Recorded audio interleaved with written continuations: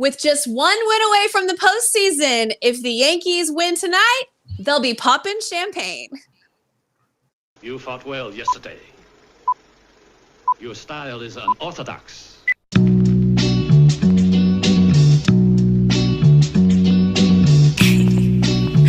Scorpio.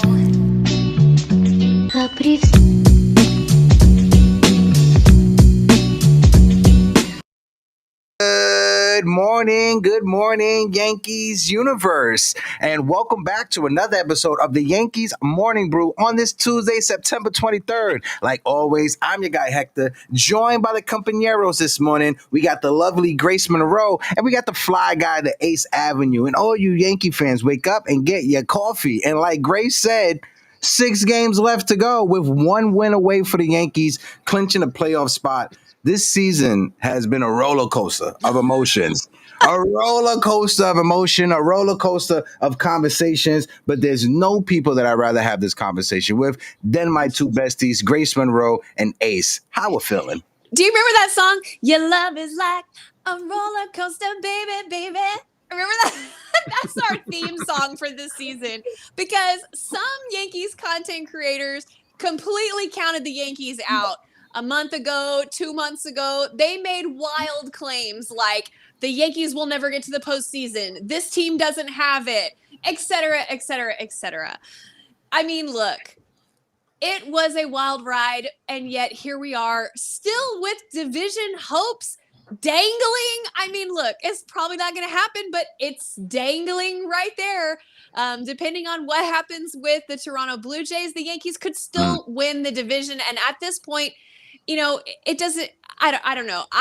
I've been saying all along that I don't think coming in as a wild card team would be disadvantageous for this Yankees squad, specifically Giancarlo Stanton, Aaron Judge, Jazz Chisholm Jr., Cody Bellinger, Trent Grisham, Ben Rice. The list goes on of the hot bats that I want to keep hot. It's the classic rust versus rest conversation. Ace, what do you think? We're getting down to the nitty gritty of the baseball season, the 2025 baseball season. What a year it's been. Like you guys said, a roller coaster of emotions. And it you know, it's a little bit of a feeling in your stomach where you're like, man, the baseball season, the regular season at least, is almost over, but we're getting to the exciting part. And it was a great year as we're wrapping up the final week. Yankees were able to get a W on their final road stand in a grand way, thanks to Mr. Ben Rice. Let's go. Yeah. First off, shout out to my man El Delulu, Yankee fan, who said, "What's good, my hearties? We back in the BX tonight. Los Yankees. Yo, Delulu, I'll be at the stadium tonight and tomorrow. I'll make sure that I run down to the beaches to see you and Theo Dennis. Let's shout out to the chat before we continue the conversation. Blaze456, how you doing? I'm gonna put a star right here. We'll come back to that comment. My guy Jacob Petruzzi is in the building. Stephen B is in the building. Theo Nosebleed section, Bendy Shong. Theo Nosebleed, how you doing? We got John, the Beagle Dad, in the building. My man Lorenzo Cardona is in the building. Shout out to the other Hector. Mike Tacayo is in the building. Heck, how you doing? Nathaniel Crenshaw, the only other person on the West Coast we love is our good friend Nathaniel Crenshaw. Nathaniel, how you doing? And of course, my guy Eddie Snaps. Guys, if you guys can, hit that like button and hit that subscribe button, because when it comes to subscribers, we are sitting at 5,000. Hold on, because I switched out to accounts. We are over 5,706 subscribers on the channel. We appreciate all of you guys who have found us. Shout out to Ace joining me and Grace as the third here on Yankees Morning Brew. Marsha Brown said, glad to see Ace on here with y'all. I'm glad that Ace is here with us as well. Grace, what about you? I am. I really am. Same. We feel the same. So I'm going to toss it over to you, Grace. Lead us in the conversation. Let's just talk about the weekend series that was. Well, the weekend series that was, Yankees look good. Overall, I want to say Yankees look good. Bullpen notwithstanding, the bats are so hot right now. I mean, you couldn't ask for more coming out of your offense headed down into the postseason than what the Yankees have right now, which again goes back to the conversation about, is it better for this Yankees team to keep it rolling, let the bats stay hot, because the bats are going to have to carry this bullpen as deep into the postseason as we're going to go this season. And we know that the bullpen is gassed. They are tired. They are trying. They are not as good as they should be. And so the bats are going to have to out-hit the bullpen. So for this 2025 Yankees team, is it better to keep it rolling, let the bats stay hot into the wild card season, into the division season, ALCS World Series? Okay. What about you, Ace? Yeah, it's the rest versus rust adage at the end of the day. Like, do you want, especially because baseball is such a sport when it comes to timing, right?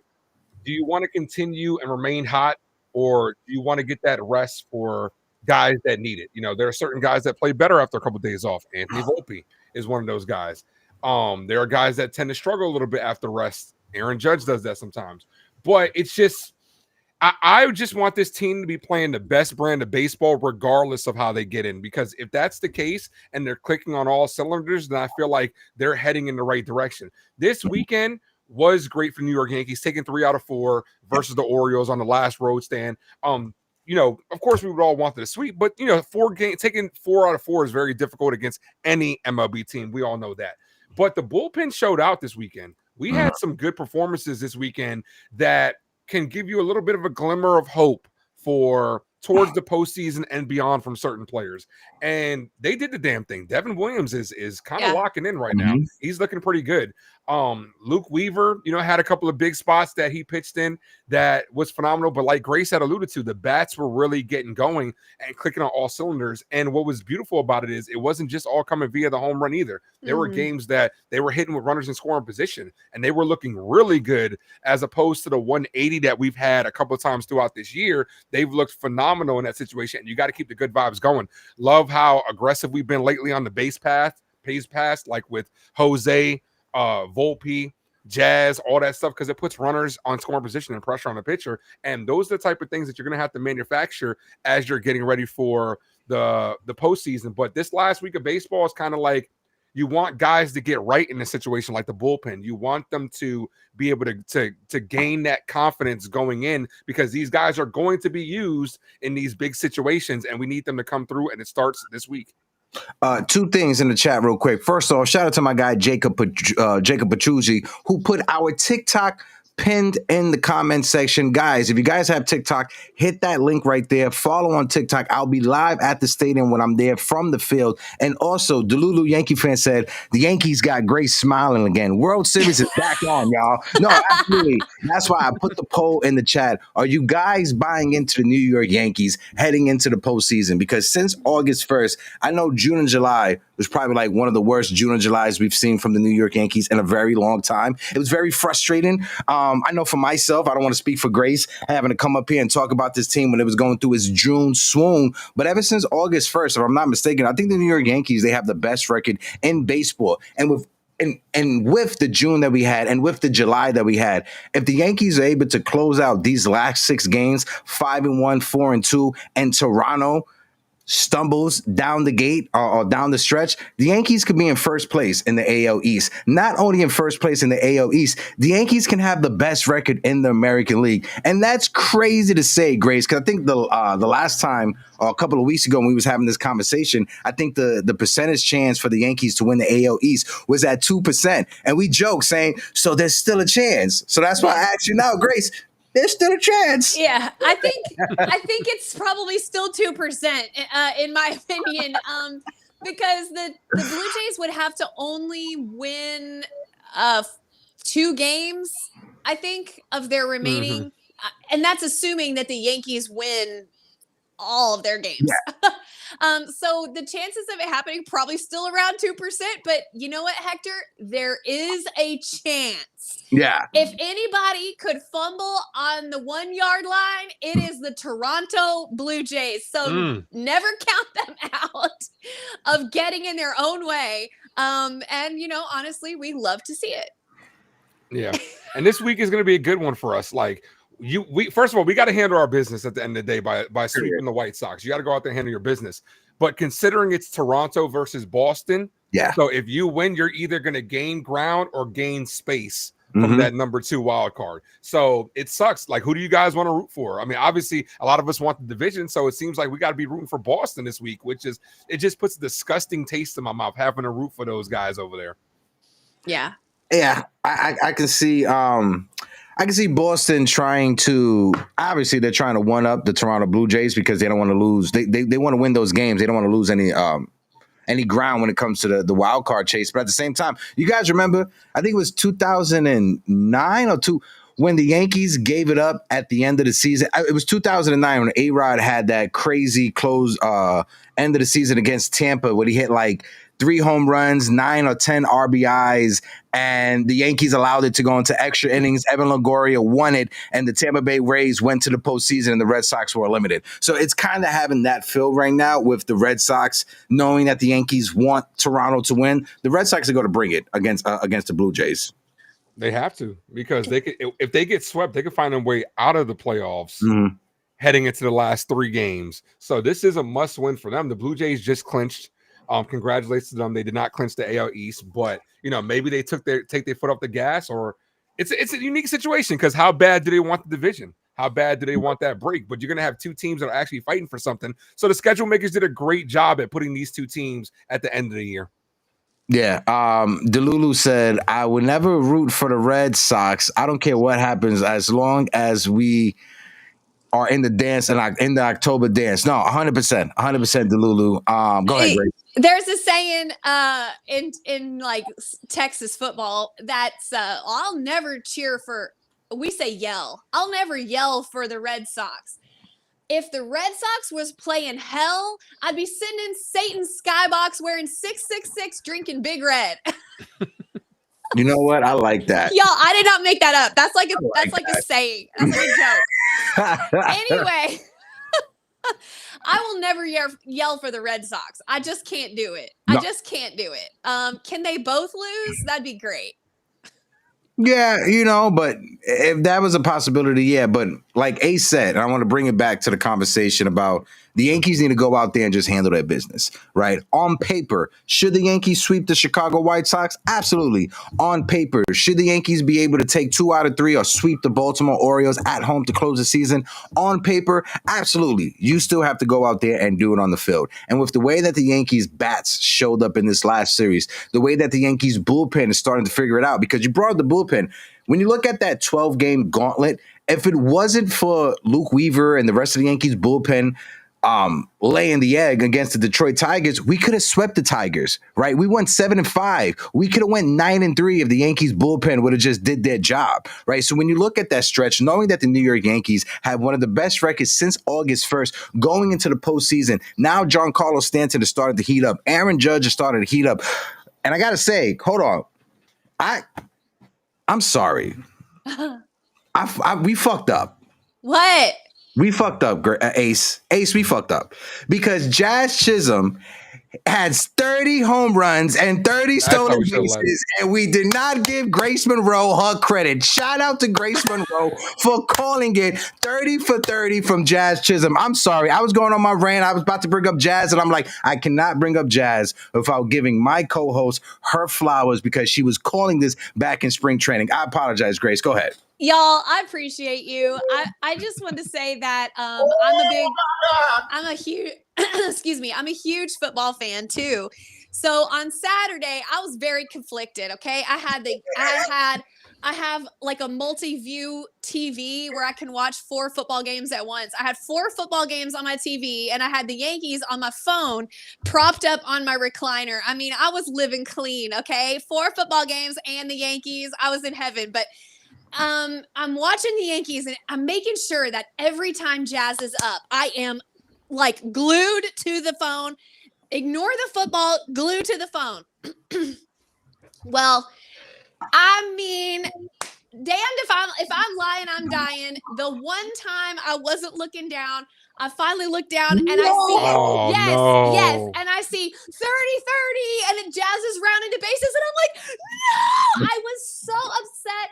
And so, of course, I muted the TV and everything. I had to rewind or, go back on my phone so I could watch it, but I missed it, y'all. I can't believe it, but I cried. I literally teared up. I was so happy for Jazz. I don't think that we can overstate how monumental this is for the New York Yankees. Yeah.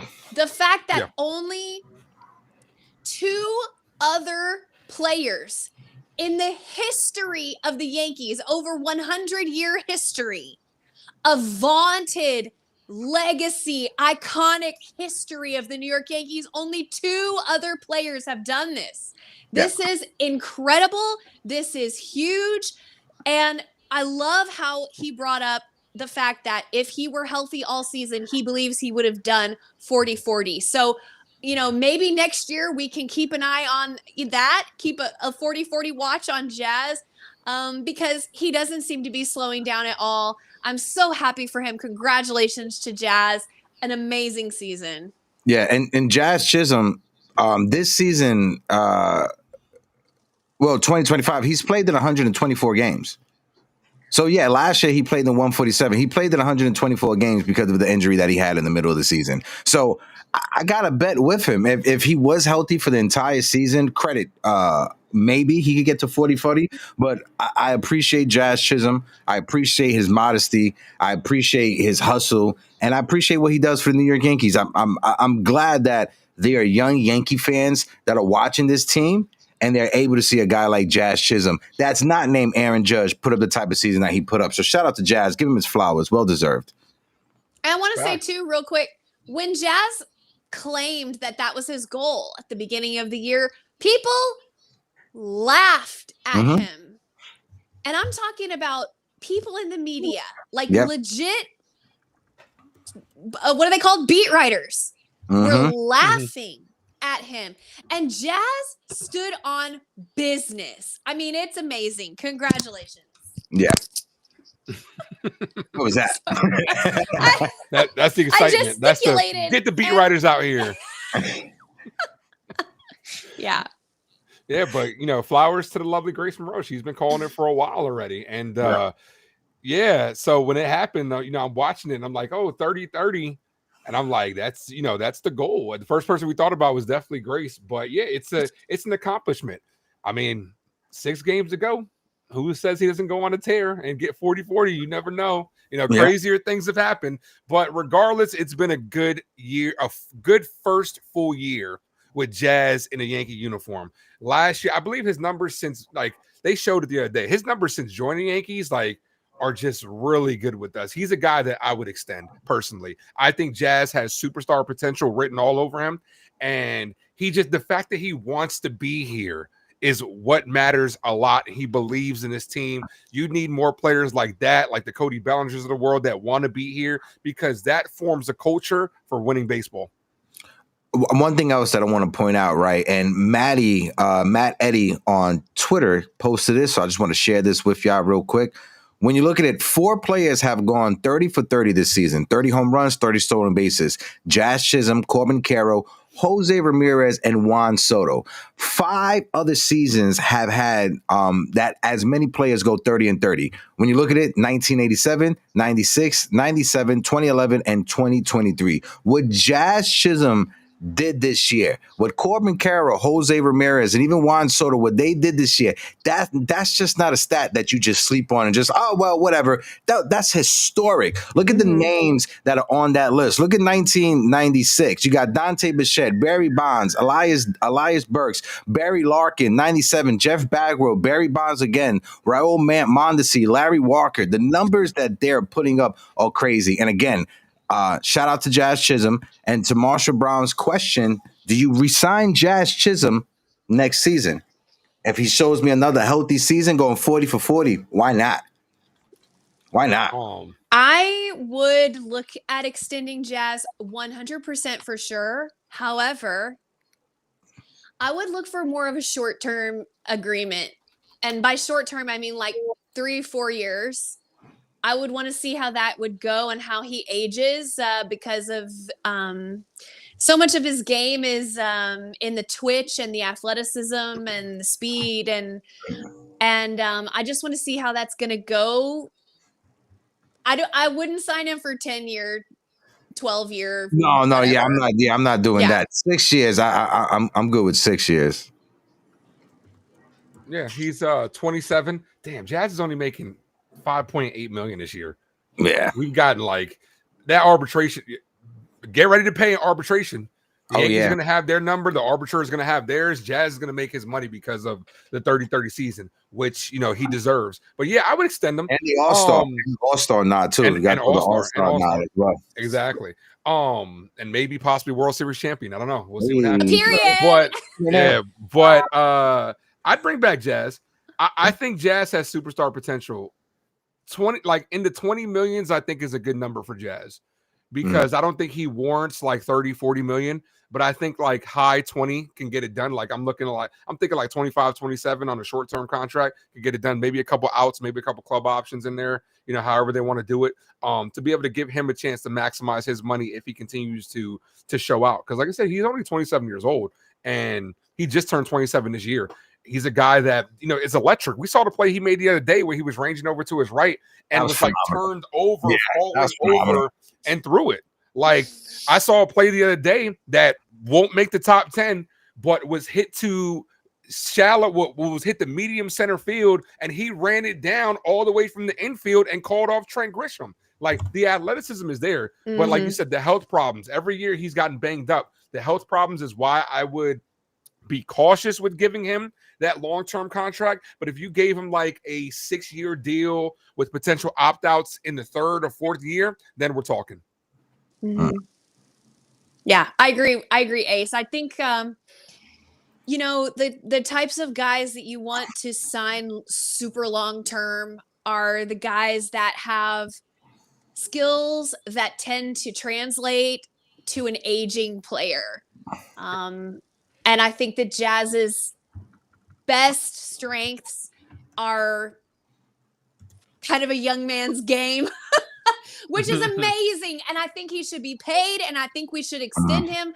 But I just would be cautious about a super long-term extension. I would just caution that personally. Yeah. He's an aggressive at bat. He's not a cerebral at bat, you know, and I'm not. That's not a slam on him. I love him. And he's obviously having success, but yeah, I don't know how that's going to age. No, I could agree with you also. And 27 turning 28, I'll be comfortable giving him a 6-year deal that would take him to age 34. When you look at it, in 170 games played with the New York Yankees, Jazz Chisholm has 42 home runs, 48 stolen bases. He has a .251 batting average, .330 on base percentage, and a .490 OPS. When you look, slug. When you look at the Yankees' future, 490 OPS. No, yeah. I wish. When you look at the Yankees' infield, and you're trying to see where the weak spot is at. If everybody knows, and I think it's a consensus across the board, it's shortstop. Right. And if the idea or if the plan is, and shut up out there, if the idea or the plan is to bring up George Lombard Jr. to have him as your shortstop or go out there and get another shortstop, what are you doing with Volpe? Would you rather move Volpe to second base and get rid of Jazz Chisholm, or would you rather keep Jazz and get someone else? Shut up. I love it. It sounds of the city. I feel like I'm practically in New York City right now. I think that's a great point that you bring up, Hector, and something that we probably all thought of while we were all talking. You know, Volpe, a lot of people claim that he grades out as a second baseman. So there's always the possibility there of George Lombard Jr. eventually coming up possibly and moving Anthony Volpe over. I don't know how many years Volpe has left pre-arb or whatever. But that's definitely something that Brian Cashman's going to have to look at down the road if he's going to sign he already did sign a kind of high price tag third baseman. Now you've got, are you going to have Ben Rice be your starting first baseman next year? Or are you going to re-sign Cody Bellinger? If you re-sign Cody Bellinger, is he going to cover first base as well as the outfield? Like where are you going to have your high price tag players? Jazz may just unfortunately become, the odd man out. I think that they probably won't make a decision on that till the end of next season. I highly doubt they'll extend him early. So it's probably a wait and see situation from the Yankees. And by the way, I was just thinking, when's the last time the Yankees signed an expensive second baseman? Ooh, we let one walk away in Robinson to the Seattle Mariners. I was thinking about Robinson Cano, and then I thought, because Robinson Cano got paid. And I thought, by the Mariners. And I'm like, is Robinson Cano the highest paid second baseman of all time? Then I thought of Jose Altuve. Surely Altuve got more. I just don't think that traditionally that position tends to be, one of the highest paid guys on the team. Well, Ketel Marte is, I think, is the highest paid second baseman of all time because he got his contract from the Arizona Diamondbacks. Okay, he's really good. I like him. I love Ketel Marte, and there was rumors back a few years ago that the Yankees were trying to trade for him, and we didn't want to give up Gleyber Torres. And this is another conversation where the Yankees didn't trade for someone because they didn't want to give up Gleyber Torres. But I want to shout out the chat before we continue. If you guys can, we got over 30 people in the building rocking out with us. We're sitting on 16 likes on YouTube. If you guys can, hit that like button. David Cohen with the $1.99 super chat says non-Yankee news. Jackson Dart to start on Sunday for the New York Giants. Really? Where'd you see that at? If that's true, let me see. Really? I have not seen that. I haven't seen that. Oh my gosh, the Giants, the Giants. Because when we talk about a player like Jazz that has the best abilities, availability, apparently the New York Giants can't get that right with a kicker because three years in a row, bro. Like seriously. Oh man. Yeah, Jonathan, the Jacoby Ellsbury signing was unnecessary. 100%. I 100% agree with you. Shout out to Jonathan as well. Again, guys, hit that like button, hit that subscribe button, tell a friend to tell a friend. Ace, I'll kick it over to you. Here's another thing you got to take in consideration when locking these guys up. We're heading to a lockout. And we're heading to these guys are going to want to get paid. Because it's a really good chance that next year could be the last year that we see for at least until, they figure this shit out. But for multiple reasons, you want to get these guys want to get paid because of financial stability, right? But then we don't know what the salary stuff is going to look like. So you want to get these guys locked up to be able to grandfather them in because we have no idea what it's going to look. So I could see Jazz possibly getting extended next year. Because you have to. We're heading into that lockout. I could see them deciding what they want to do with Volpe next year. He hits arbitration, and that's just something to also take into consideration. You know what? You bring up a fantastic point, and I actually think knowing Brian Cashman on a personal level, knowing Brian Cashman and the way he operates, dropping. I He's guarantee like on a first name basis. He named his daughter after me. But I think that he could use that as leverage in a contract negotiation with someone like Jazz, who has made it clear he wants to stay in New York, A. So you're already giving away leverage right there. Second of all, hey, sign this contract now because it might be a year before you get any more money. So maybe he does sign the contract, but it's for less than it would have been had a lockout not been looming over the next season. Like Brian Cashman could negotiate the number down to say, hey, we'll extend you right now. You won't have to wait till after the lockout, but this is the number. And Jazz might just jump at it. Could happen. Yeah. As somebody who knows Brian Maguire Cashman on a basis, right? No, but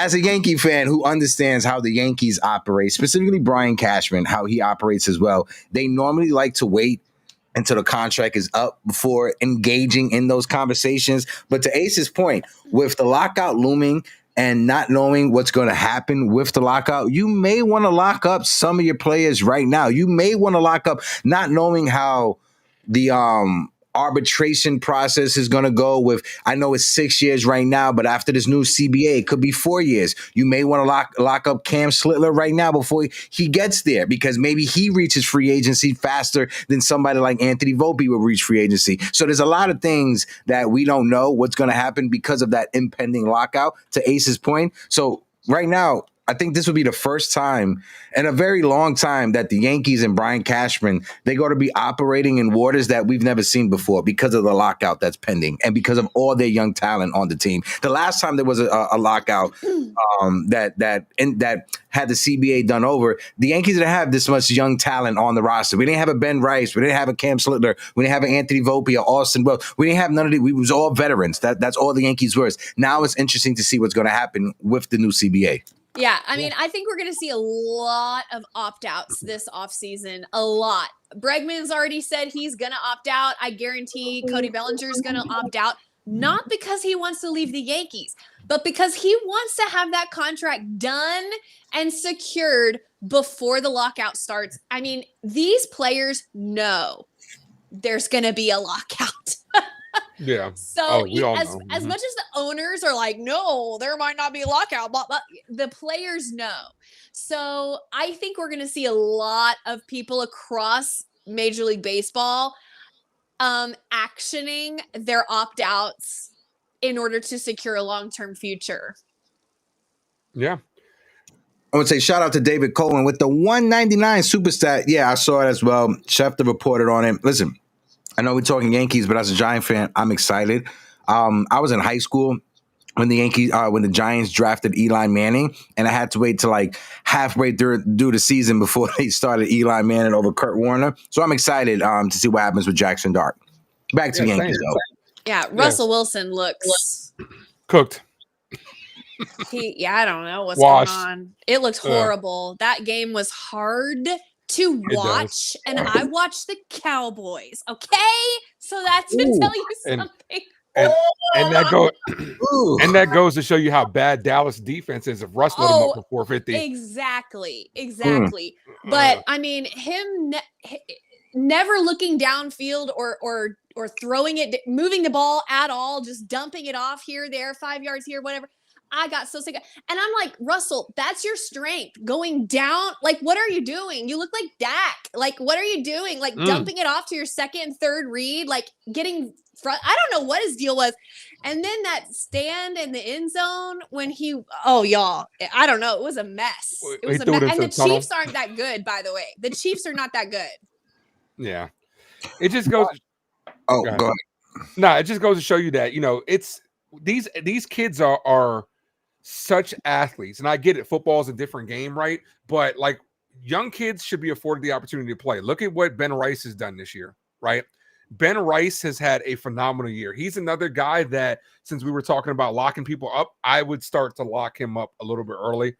I would take a page out of the Atlanta Braves notebook, and legit say, hey, let's give you this now because it could be cost efficient and you're getting him paid early. He hasn't even hit pre-arbitration until next year. But Ben Rice has been one of our best players consistently. And I'm saying this verbatim because I don't know exactly how it is, but I believe they were saying Ben Rice's OPS should be 140 points higher than what it is, and his batting average should be like 40 points higher based on trajectory, because he's been one of our more unluckier players. This dude hits the ball hard right at somebody every single time. But he's becoming one of, if not already, one of the best left-handed hitters in the game right now. And he's getting better and better and better. I have his stats pulled up right here. In the month of September alone, Ben Rice has a 311 batting average, 858 OPS, 7 doubles, and 11 RBIs. The future's bright for this young man, Ben Rice, a guy who the Yankees found in the backfields because of the whole lockout. I mean, because of the whole pandemic, missing school, and the Yankee scout was able to find him. This was a young man who fell when it came to the draft. So shout out to the Yankee scouting department. Shout out to Ben Rice as well, because coming into the season, Benny Blanco from the Bronx, he put up on about like 15 to 20 pounds of muscle, and everybody was talking about how yoked he looked coming into spring training, and it's paying off dramatically. And to Ace's point, Ben Rice has been one of the most unluckiest players in baseball. Even with that, the kids put up numbers. I got something I want to share right here. This is an amazing picture that somebody shared on Twitter. Hold on, wait. Look at this real quick. This is crazy. Aww. This is awesome. He's so cute. This is awesome. Shout out to Ben Rice. Again, whenever I'm at the stadium, Ben Rice always takes his time to talk to the kids, sign autographs. An amazing guy. So shout out to Benny Blanco from the Bronx. So cute. I'm so happy for Ben. And I know it's not required by a catcher or anyone, but I just want to say that I think it's really cool that Ben can speak Spanish fluently. Yes. And he can go to the mound like he did this weekend and talk to Camilo Doval in Spanish, communicate with him without Marwin having to go out to the mound and slow the pace or whatever he needs to do at that moment. I just think it's really, really cool that he has that in his tool bag because, again, not required, but just really cool. I also, too, when it comes to that, before Jonathan Loaisiga was got injured, and we all know what happened with him. Like literally a week before that happened, the Yankees held a Hispanic media press conference. Right, they do it once a month for the Latino Hispanic media.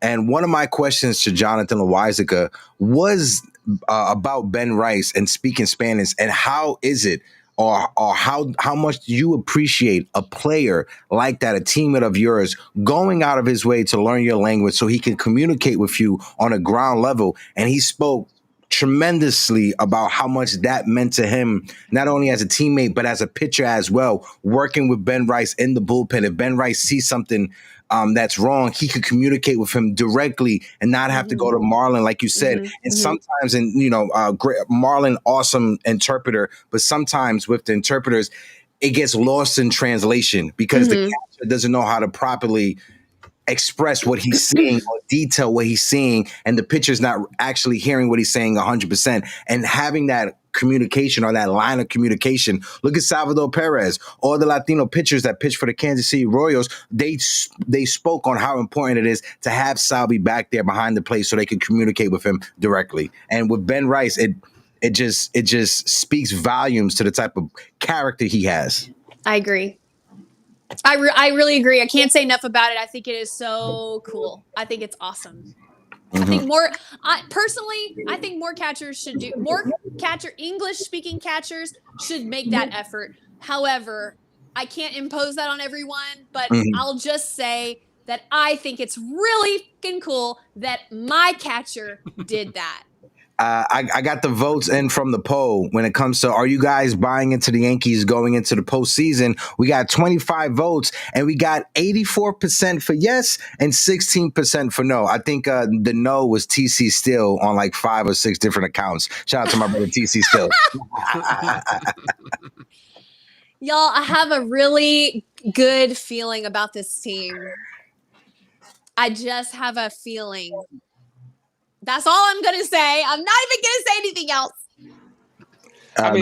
Go ahead, Ace. I'll toss it over to you, brother. Right, let's think about this for a second, right? I believe the Yankees are the best team in the AL. Do you think they're better? Do you guys think they're better than the Blue Jays? Yeah. Yeah. Do you think they're better than the Mariners? Yeah. What? Heck? Yeah? Yo, I said, yeah. Yeah, I didn't hear you. Yeah. I was shaking my head. Yeah. Tigers, you think they're better than Detroit, especially with how they've been playing lately? They're yes. holding on for dear life. Yeah. Red Sox, we even with Garrett Crochet, we just handled our business. And then no Roman Anthony. No Roman Anthony. Cleveland Guardians, we handle our business versus them. And then the Houston Astros. This ain't the same Houston Astro team that we once knew. So if this Yankee team, like we've said it all before, the only team that we're scared of is the Yankees. That's the only team that we're scared of. Like if this team goes in clicking on all cylinders, I do believe they're the best team in the AL. And they're starting to click at the right time. That gauntlet kind of started, straightening this out. You got to go out there and handle your business and start surging into the postseason. It's as simple as that. I do believe this team is the best team in the AL, and is very capable of getting back to the World Series. I'll tell you what I'm scared of. I'm scared of Tariq Skubal. I'm not scared of the Detroit Tigers. I'm scared of Tariq Skubal, and let me tell you why. In a 3-game set, In a 5-game set, we'll deal with it. In a 3-game set, I do not want to face the Tigers, and I'll tell you why. Because Scooble will get the ball in game 1, and then we will immediately be in an elimination game. And I don't want that scenario to happen. Obviously, that impacts the way that you use your bullpen. It impacts the pressure that's on your hitters. It impacts everything else. And look, we know from historically, whoever wins game 1 of the wild card typically wins the series because, again, whoever doesn't win game 1 is immediately in an elimination scenario. So that's what scares me about facing Tariq Skubal, because to me, he's scarier than Garrett Crochet. Like you said, Ace, we handle our business versus Garrett Crochet. And I think Garrett Crochet is also losing some steam. I think his starts haven't been as good lately. And so for me, I'd rather look, he's still really, really good. No disrespect to Garrett Crochet, but I'd rather face him than Tariq Skubal in a 3-game set. Yeah. And Crochet's never pitched in the playoffs. So you don't know. That's another good point. You could be very good in the regular season. We saw what happened a couple years ago with the Orioles team that won 100 games. These dudes scored 1 run in a wild card set because, like, you know, it's different. The pressure's different. Out of everybody there, Yankees are a proven commodity. We've been there, done that. So Aaron Boone, as much as, you know, I have my issues with him, he just took us to the World Series. So it's like, you got to go out there and handle your business. Like, I'm gonna tell you this. I think Detroit's going to find their way out, and I think it's going to be like one of the biggest collapses we've seen in this year in sports in a while, because they're trending in the wrong direction. These dudes have lost 6 in a row. Yeah, like, and they're right. The Guardians are surging right now. I think the Guardians, like we talked about off screen backstage, I think the Guardians remind me a lot of the Tigers from last year, a team that can get in and are getting hot at the right time. And then ultimately, we'll see what happens. They're 1 game behind, and the Cleveland Guardians just swept them. So I think Houston will end up finding a way in. I think the Guardians will end up finding a way in. I could see Detroit or maybe even Boston out.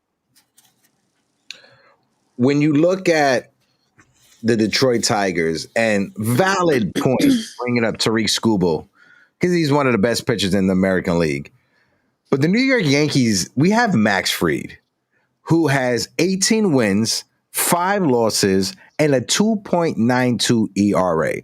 If you were to tell me that we're putting up Max Fried against Tariq Skubal, I'll be confident in Max Fried. Now, again, would I want to face Garrett Crochet instead of Tariq Skubal? Yeah. But knowing that I have Max Fried with the season that he put up, knowing that Detroit, if we go to Detroit, if we're the wild card team and they have home field advantage, that ballpark is very conducive to being in favor of Max Fried because it is a pitcher's ballpark. And when you look at pitchers performing in the postseason in Detroit, it favors pitchers more than it does starting pitching. So it's going to come down to which team has the better bullpen. And I think on paper, the Yankees have a better bullpen than the Detroit Tigers. If we have Max Fried and Tariq Skubal lining up as your game 1 starters to face off, yes, I would definitely love to face somebody else. But knowing that we got Mad Max on the mound, I'm confident that Max Fried can go out there and throw out some donuts until we pass it on to the bullpen.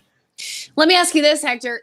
Let's just say, just for a hypothetical. Vamos a hablar hypothetical. So let's just say that Tariq Skubal gets let's say we face the Tigers. Tariq Skubal gets game 1 and we lose. Now we're in an elimination game and Carlos Rodon's on the mound. I trust Los. Okay. Which Rodon are we getting? Are we getting super sweaty Rodon, or are we getting just, you know, it just depends. We're getting Bulldog Rodon. Okay, so then we win. Need. Now we're going into game 3 in another elimination game. All the cards on the table for all the marbles, for everything, the whole season. And who do you start? Luis Hill. Wow, I can't believe you guys answered so quickly. I mean, you got to think of the options. So right now, Luis Hill is scheduled to pitch the last game of this season, which is, hold on, let me see, which is Sunday versus the Orioles. So if you were going into a 3-game set and you wanted Luis Hill to be your game 3 pitcher, you might have to switch things around, right? Not with the built-in days off, because the playoffs Yeah. start Tuesday, and then you have built-in days off with everything. I think if he'd be slated to throw If he pitches close to regular rest. Yeah, if he pitches Sunday, right? If he pitches Sunday, the playoff starts on Tuesday. That's 2 games. That's 2 days, right? Game 1's on Tuesday. Game 2 will be on Wednesday. There will be a game. It will be a day off on Thursday, and then game 3 will be on the road. That would be 5 days. That would be his normal rest time. And also, you got to also factor in. Yes, Tariq Skubal, Max Fried, but you got to factor in it's going to be Carlos Rodon versus Jack Flaherty, and then it will be Luis Hill versus Casey Miz for the Detroit Tigers. And Casey Miz is that guy that when me, you, and Ace was on, I was like, yo, Judge is hitting over 700 against this guy. He's going to hit a home run in today's game, and Judge hit a home run in that game. So if it's game 3 and Casey's on the mound for the Detroit Tigers, I'm giving the ball to Luis Hill, and I have all faith in the New York Yankees. If it's a do or die situation with that guy on the mound, Aaron Judge hitting over 700 against him, I'm betting my rent. I'm betting the mortgage. Okay, no, I'm not going to do that. I'm not going to do that, though. I'm not going to bet. I'm not going to bet that. Thank you guys for helping me with all that little math there. But I did see that Boone said that Rodon is now going to be starting on Thursday instead of Friday. Ooh. So that means he's lining Rodon up, correct? For Wednesday?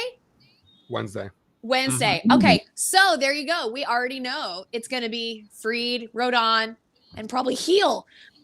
Probably Heel at this point, right? Yep. If they let Heel take the ball on Sunday, right? Yeah. Listen, or we could just handle our business and just win the 2 games, not even worry about it. So that's true. Good point. I like that one. But yeah, I would definitely when it comes to a third starter, I think I got to give it the ball to Luis Hill at the end of the day, because Will Warren in the big games has not looked good, and there's no bigger games in the playoffs. Cam is still wet behind the ears.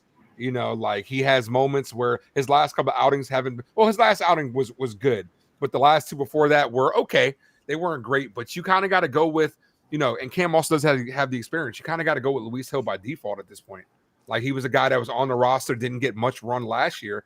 Could be the freshest arm. He definitely has the most electric stuff if he can figure out the command issues, in my opinion. But yeah, I would definitely, you know, take it into consideration. Like I said this a couple last shows. We were going against Boston game 1. I'd throw Luis Hill ass out there game 1.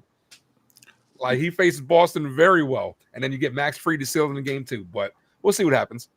When you look at Carlos Rodon, for his career, he's having a career year this year. 17 wins, a 3.04 ERA. If he goes out in his next start and throws donuts across 6 innings, his ERA will be under 3. And the last time the New York Yankees had 2, when's the last time the New York Yankees had 2 starting pitchers with 17 wins and an ERA under 3? When's the last time that happened? I don't remember. I don't either. I don't remember. It's amazing. I think he might even get some down ballot Cy Young votes. Jerry, I'm not going to lose my home, Jerry. I ain't going to lose my home. Shout out to the time Jerry Cadell in the chat. But no, listen, again, I do not want to sound like the Yankee fan that's just automatically biased. That's automatically the Homer Yankee fan. But when you look at how this season has been a roller coaster. June and July, we all thought the Yankees are done. The playoffs are going to be embarrassing. And now when you go into the postseason, this is why it's 162 games. This is why you don't win the World Series in the middle of the summer. You win it in the middle of fall. And October is when you win the World Series. This is why you got to play all 162 games. Because the New York Yankees right now, when you look at on the season where they stand, I'm going to just pull up the standings real quick in the AL. The Yankees have 88 wins with 6 games left to go. Yankees can easily get to 90, 91, 92 wins. Easily. Yeah. I mean, it's definitely a long season. That's why they play so many games. But still, in the midst of the swoon, though, it's so hard not to be frustrated when it's going on because, like, it just depends on how they're playing and how it looks. Because Yankee fans know at the end of the day that if that team shows up in the playoffs, it's going to be a short October for us. And this team does have the capability of doing that. Sometimes they don't show up, and you have to go out there and just handle your business. Like, Yankees are playing very, very well right now. And this is the type of team that can go all the way, and I do believe that. I want to shout out my guy El Senor John Brophy in the chat. Shout out to my guy John Brophy, one of the best photographers that are out there in MLB. Also, he does a lot of work with the good people over there at NYY Underground, and also with the people from Con la Bases, people that I know directly from working the stadium and Latino media. So shout out to my guy John Brophy. We were there at the Hispanic Media Day together. Shout out to Senor Brophy. Make sure you guys give him a follow on all social media platforms. Thank you so much for chiming in. He says Cam has been incredibly impressive this year, though. No, 100%. Even when they take him out of game, he's pissed off that they're taking him out of the game. A lot of people, I know we were guilty of like comparing him to Garrett Cole, and I see a lot of people comparing him more to like Max Scherzer and Justin Verlander with his temperament, and you know the way that he throws his fastball. But shout out to Cam, a young guy that worked on his body while with the Yankee system, worked with that medicine ball, and he wasn't throwing this fastball when the Yankees drafted him. And look at what development could do. So shout out to Cam Slittler and the Yankees development staff. Yep. Agree. 100%. Yeah, the development on that is impressive because then he at some point in time was like topping out like 94, 95. Next thing you know, he's, throwing 100, you know what I'm saying? Like that type of stuff. Like that is very impressive. I hope he can keep it up. And, he's a guy the Yankees wanted to hang on to. And so far, so good. He's had a solid outing for us this year. And let's not underestimate also the impact of Garrett Cole being Professor Cole for these young pitchers, giving them all of his attention, all of his knowledge, all of his insight and experience, the benefit of his experience, while he's not pitching at all. And he is still in the dugout. He is still around the team. He is helping these guys. He's there when they have any questions. He is available. And that is huge.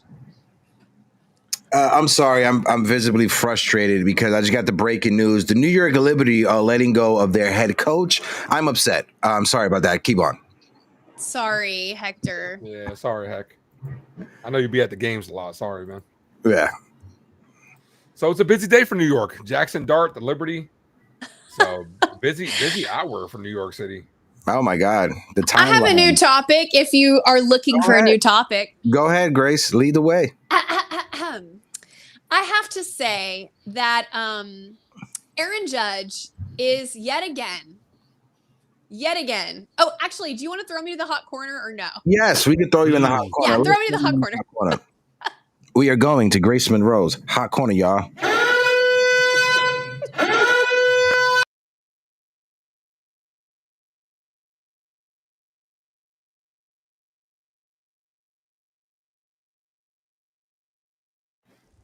Okay, so I have to announce that Aaron Judge is yet again on the verge of making history and joining an extremely elite list of names in the history of Major League Baseball. Yes, also known as Tuesday, because Aaron Judge does this all the time. In fact, the league and baseball fans at large are so used to Aaron Judge making history that they have almost become numb to it. However, I have taken it very personally as my mission to make sure that we don't do that here at Yankees Morning Brew. Okay, so Judge, if he hits / when he hits one more home run, he will have hit 50 home runs, and he will join a list of only 3 people in the history of baseball who have had 4 50 or more home run seasons. These three people are Sammy Sosa, Babe Ruth, and Mark McGwire. That's the only three. Currently, he has 3 50 or more home run seasons, and it's only Aaron Judge and Alex Rodriguez. They're the only ones who have ever done it 3 times. But he's about to graduate with 1 more home run, and he will be on this list of Sammy Sosa, Mark McGwire, and Babe Ruth with 4 50 or more home run seasons.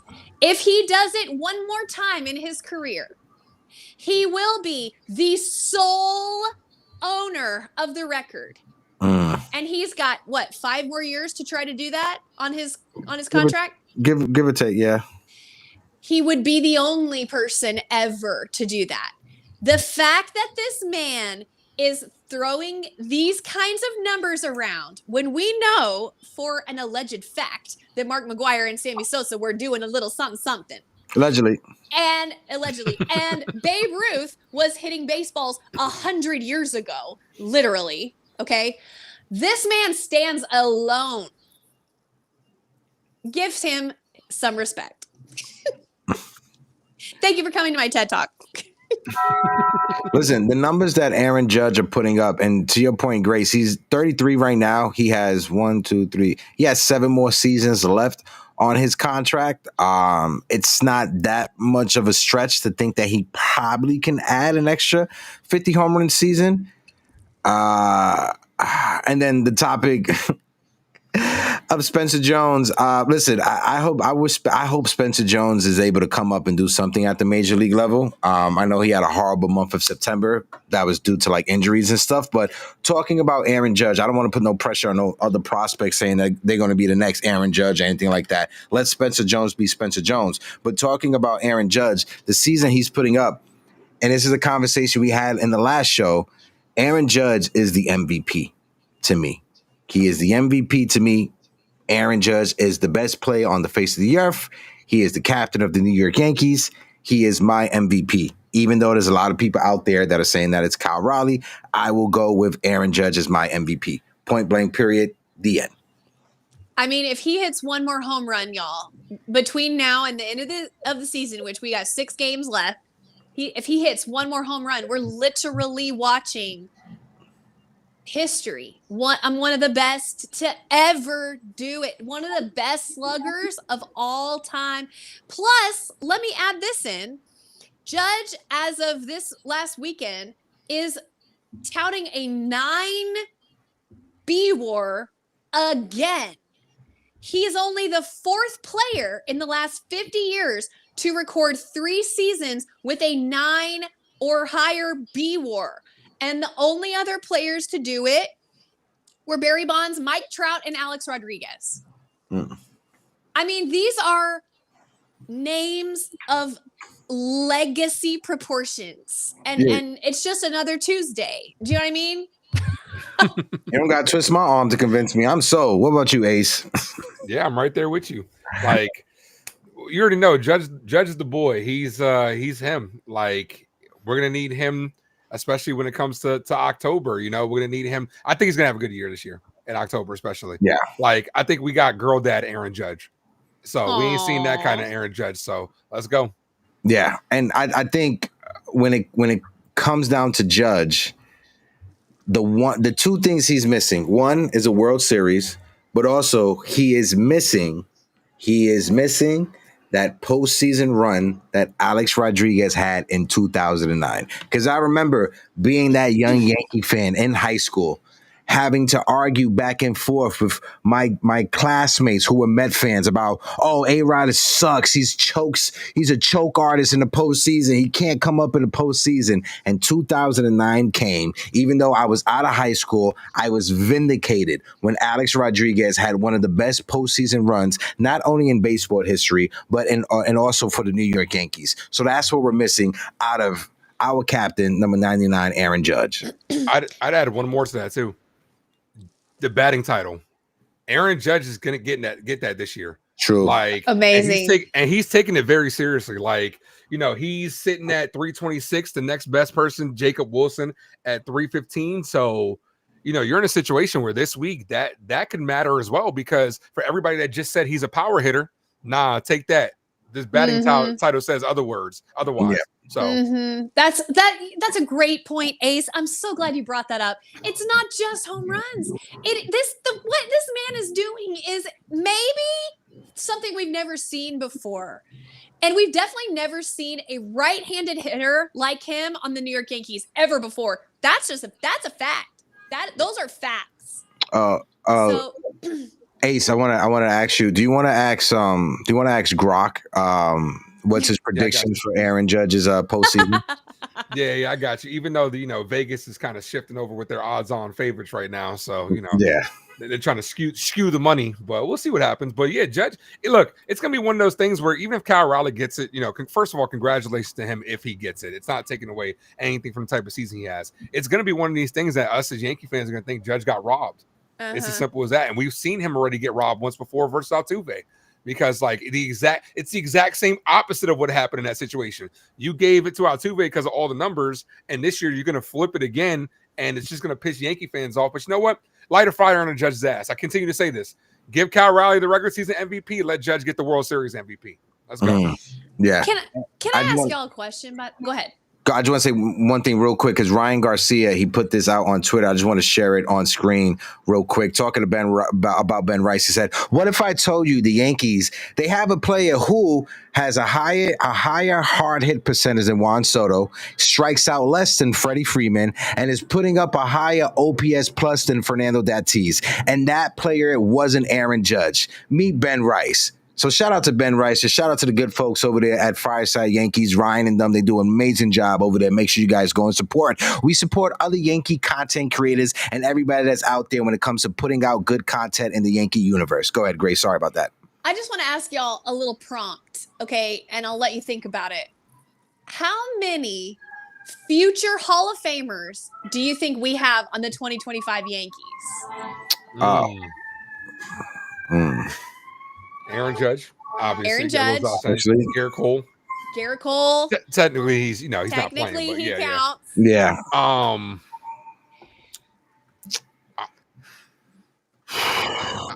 I would like to say Cody Bellinger, Giancarlo Stanton. Giancarlo Stanton. Okay, so I think is getting there. I would like to say Cody Bellinger. Paul Goldschmidt. Could be.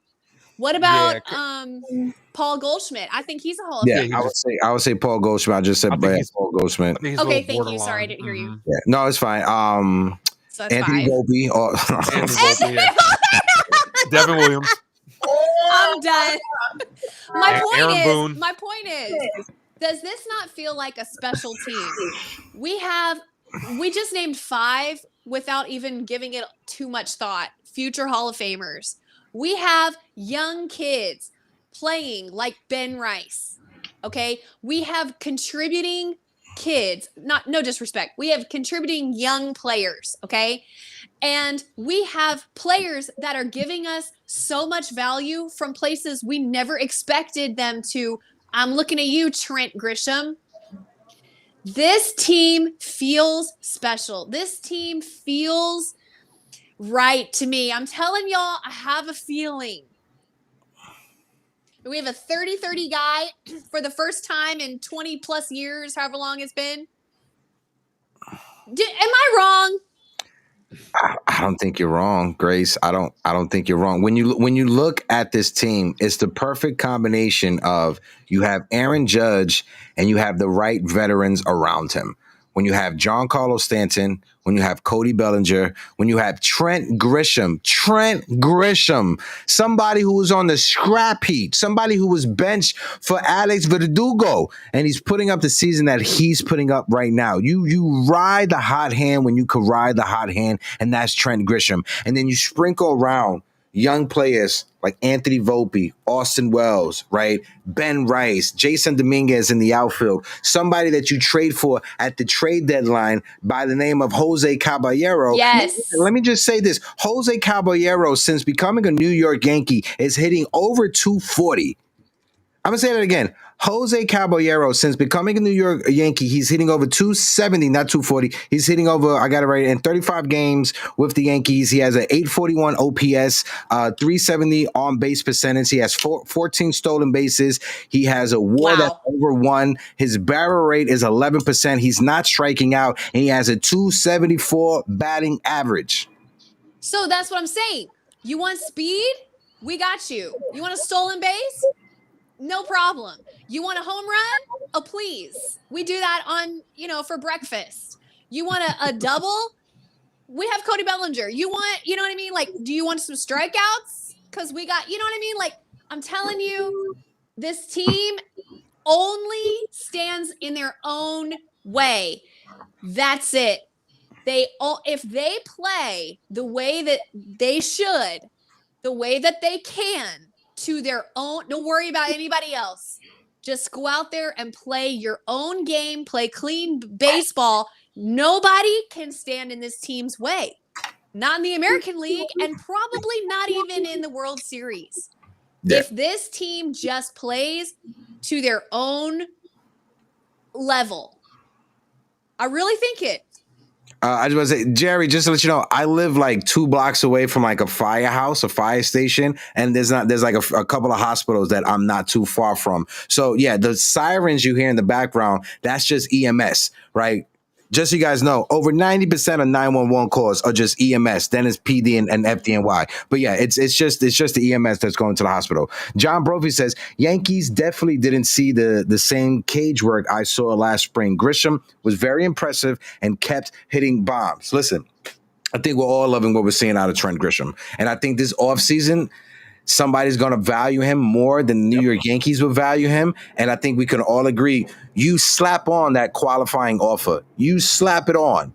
And if he takes it, he takes it. If not, cool. The Yankees get something in return for him. Yeah. I think that was a point you made, Hector. That was amazing. Mm-hmm. Yeah. Yeah. Good year for Trent Grisham.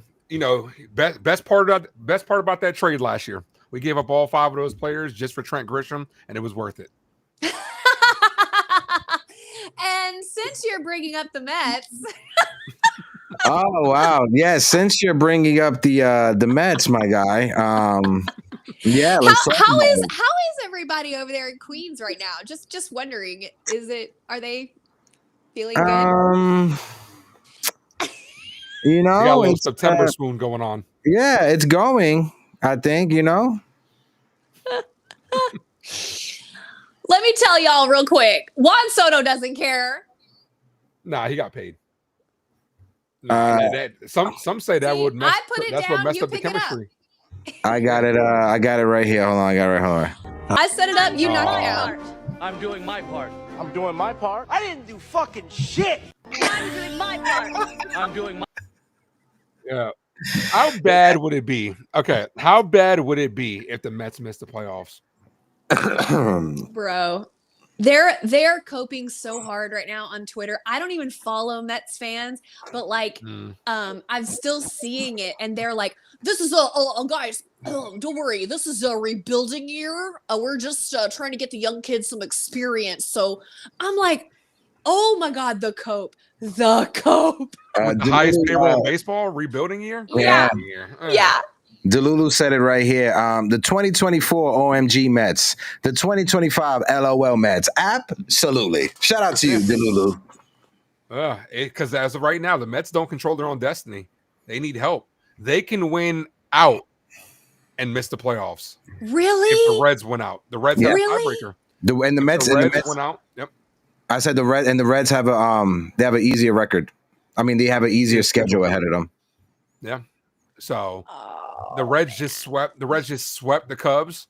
Now the Mets really the Cubs. So the Mets are gonna lose a couple of games to the Cubs. So and then they play the Miami Marlins, who would love nothing more than to send their asses home. Oh yeah. I heard that the Marlins moved Alcantara's start so that he would face the Mets on purpose. That's petty. That's petty. But this is what I'm saying. Even the White Sox, they're going to be trying to win these games. Like, yeah. like these players, these professional athletes, they have pride. It's not a walk in the park. No game is a walk in the park. And just because they're out of the postseason picture doesn't mean that these teams are going to roll over and die. They're not going to. I mean, that's a perfect example that the Marlins, nobody cares. And they're moving their ace to face the Mets for what reason? For why? Send them home. To send them just to cause them pain. Like you said, the White Sox get paid too. It's as simple as that. Like, you remember a couple of weeks ago when we were playing them and they won one game, and that one game they were celebrating like it was their World Series. Like, when they got the final out, the pitcher's like, yeah, let's effing go. Like, bro, calm down, bro. You're gonna be in Cancun this summer. Relax. Oh yeah, wait, do we not? Yeah, we play the White Sox tonight. Sorry, just making sure I didn't say it wrong. Yeah, no, we played the White Sox. Orioles. Yeah, but you got to go out there and handle your business. Sweep the White Sox, take 2 out of 3 versus the Orioles, and Toronto's going against Boston and then Detroit. So they're going against 2 teams that are fighting for the playoff live. So it's not going to be easy for Toronto, like people think it is. Double A, I'm petty. I want the Mets to miss karma. David Cohen. Yet the Yankee fans are coping losing Soto. Who's coping now? And the word that David put there. Shout out to you, David. I appreciate you. Eric Katz in the chat as well. I just want to play this because I was there for like Mets Alumni Day, and this was like funny where Beltran brought it up, but this is basically microcosm of like this season as well. So it's like, hold on, wait. The day we fall short as a team, we didn't end up going to the World Series. Everyone knows what happened. What happened?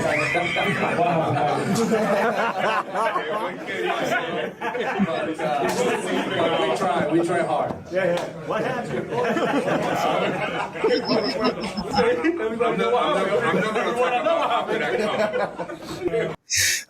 Jose Reyes is fucking hilarious. Beltran said, everybody know what's happened? Yeah. What happened, Carlos? Yeah, that's gonna be this season. What happened, Mets? Yeah, it's unfortunate. It's unfortunate for them, but it's not easy. And that's why when teams clinch the playoffs and they celebrate with champagne, let them. Don't be one of these people who goes up on Twitter or whatever and says, "Oh, I don't want them celebrating until blah blah blah." No. It's hard. It's an accomplishment. Let them have joy. Let them bond as a team. Let them be, refocus on the next champagne party. Don't sit there and him and haw over the fact that they're spraying each other with champagne. Like, it's not easy. It's hard. Yeah, it's definitely an accomplishment. I subscribe to both narratives. I can celebrate, the accomplishments because it's just one step, one check on the box. But I also subscribe to the Kobe Bean Bryant narrative. Rest in peace to the great Kobe. Where job's not done. You got to make sure you go out there and handle your business. So job's not done. Yeah, 100%. And I'm going to repeat what you just said because the job is not done. And the New York Yankees, with 6 games left, they face the Chicago White Sox at home today. And then they face the Baltimore Orioles to wrap up the season.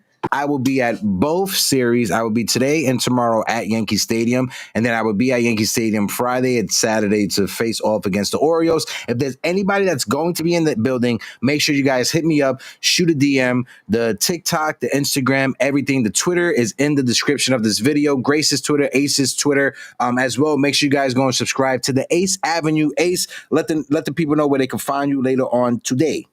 Appreciate you. First of all, I want to see Heck popping champagne. That's what I want to see. I want to see my guy Heck in the locker room spraying the champagne. That's what I want to see. Oh my gosh, Hector, will you be able to be in there? In the locker room? Yeah, because I have clubhouse access. Yeah. Like for a champagne party? I don't know. I don't know what's the setup going to be. They normally save that for like the regular beat writers. Listen, if I could just be on the field, I'll be on the field. I'll be happy just being on the field. So I'm good with that. Boy, I lose it if I see Hector on. Yes, like if I'm calling the game, which I will be calling the game tonight. Grace I see my guy Heck running out there last year. Grace I did. My first time there, she saw me walking. I did. I paused it. I said, "What the?" I took a picture with my phone and I texted it to Hector and I said, "Hector, you're walking the wrong way." He goes, "Oh, my bad," because he walked right in front who was it? Was it Meredith. Meredith? I was right behind Was Meredith. Meredith? And you know, the production crew was like, who the fuck is this guy? Because they cut to like a highlight right after. Oh, that was so funny. That was awesome. Yeah, That's hilarious.